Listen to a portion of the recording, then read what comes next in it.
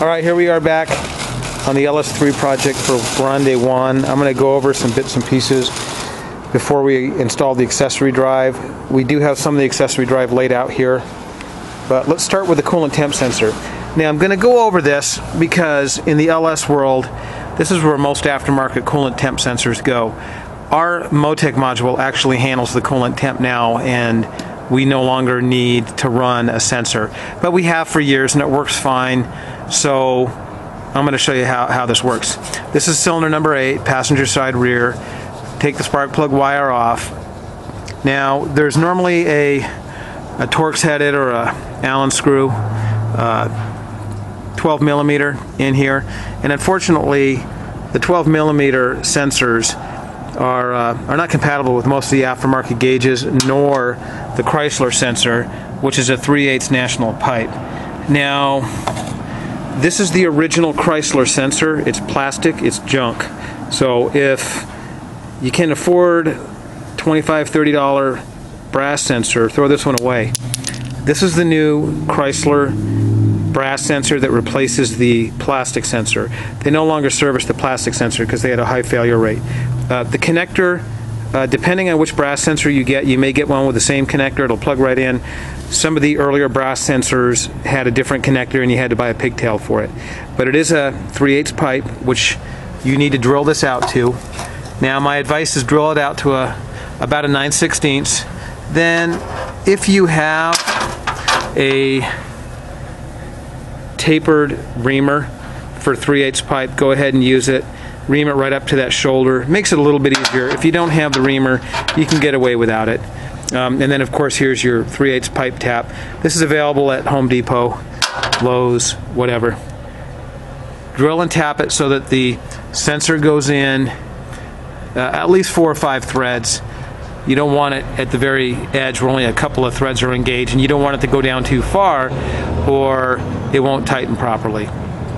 And then go ahead and put your spark plug boot back on.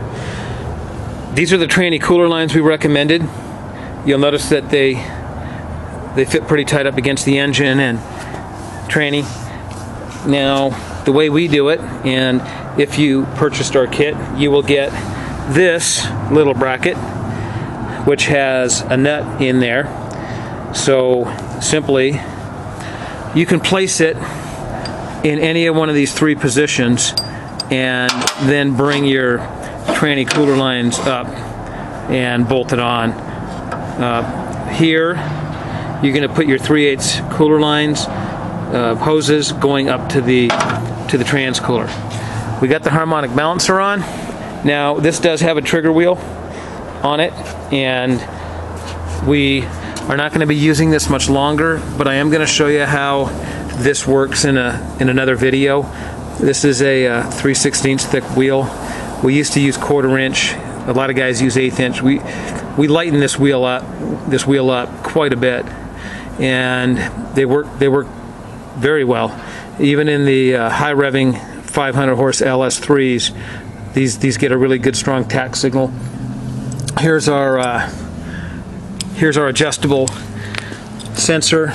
You can see kind of how this works. You're going to take your original crank sensor and you're going to mount it in this, and then this is going to mount on here, and it's very critical that you align this properly, and we'll go over that in a later video.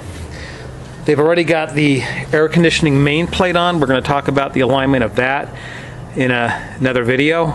And this is an aluminum engine, so we got all 3 bolts in this vehicle, or on this engine, which the iron motors you will not. On the iron motors, this bolt will be missing. It won't be there at all. And this bolt will have a boss, but it will not be drilled and tapped. Drill and tap it for 10 by 125. You can also go to 3/8 coarse, but I suggest 10 by 125. I'm sorry, 10 by 1.5, because that's what all the other accessory holes are. On the water pump, I failed to mention in the earlier video, we're pretty close up against the radiator with this setup. So this is what the water pump comes with stock. It sticks out pretty far. Just go ahead and cut it off back to this bead. That gives you plenty of area to put your clamp, and then you can have your 90-degree turn right here In fact, I have an LS3 sitting right here I could show you guys. I'll show it to you in an upcoming video.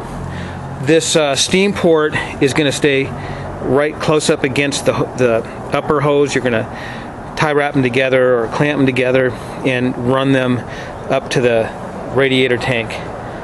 And notice the routing of the purge valve.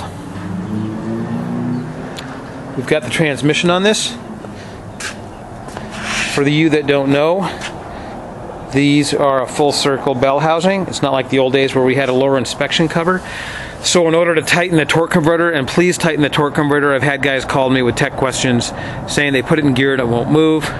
You need to pull the starter motor off and you can get to the 3 torque converter bolts from where the starter motor hole is. Also make sure all 6 of the flywheel bolts are tight. I've had guys fail to tighten those and you start hearing some weird noises. While I'm here, I might want to mention this one bolt that holds the tranny to the engine has a stud on it. That's factory GM. You can actually get these from your dealer if yours doesn't have it. And it's important you run that. And the reason is the trans dipstick tube is going to come up and there's a strap that comes off and goes to this. And if you don't have this extra portion here where the bolt head is, then you tighten it down up against the bell housing, it's going to pull the tube up and the seal out and it's going to leak. So you got to run this studded 10mm bolt, and if you don't have one, just get one at the dealer. And the tranny tube is going to come up, and we're gonna tweak it over just a hair towards the intake, because when you drop the body it gets close to the battery tray.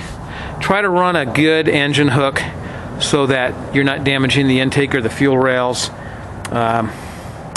That's about it. I'm going to follow up with the relocation of the EVAP canister here in the next video. Thanks.